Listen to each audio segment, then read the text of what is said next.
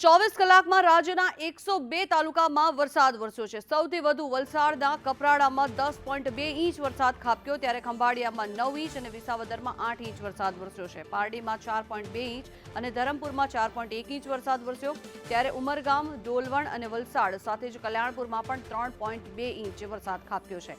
મહુવામાં 3 inch અને રાણાવાવમાં 2.6 inch વરસાદ થયો। પેટલાદ, દ્વારકા, ચીખલી અને જૂનાગઢમાં પણ 2 ઇંચ વરસાદ વરસ્યો છે। જાંબુકોડા, તાલાલા અને નવસારીમાં પણ 2 ઇંચ વરસાદ થયો, ત્યારે પાદરા, ધોરાજી, ઉમરપાડા અને બોરસદમાં પણ 1.8 ઇંચ વરસાદ વરસ્યો। સાતલપુર, દાતા, વઘઈ અને વાપીમાં પણ 1.5 ઇંચ વરસાદ વરસ્યો છે, ત્યારે ભેસાણ, વડિયા, વાંસદા, મેંદરડામાં પણ 1.2 ઇંચ વરસાદ વરસ્યો। વડોદરા, ગણદેવી, ડાંગ, આહવા, ખેરગામ અને જલાલપુરમાં પણ 1 ઇંચ વરસાદ થયો છે। ત્યારે છેલ્લા 24 કલાકમાં ક્યાંક એવો વરસાદ પડ્યો તેની માહિતી જાંબુઘોડા અને તાલાલા સાથે જ નવસારીમાં પણ 2 ઇંચ વરસાદ ખાબક્યો, ત્યારે બોરસદમાં 1.8 ઇંચ, પાદરા, ધોરાજી અને ઉમરપાડામાં પણ 1.8 ઇંચ વરસાદ વરસ્યો છે।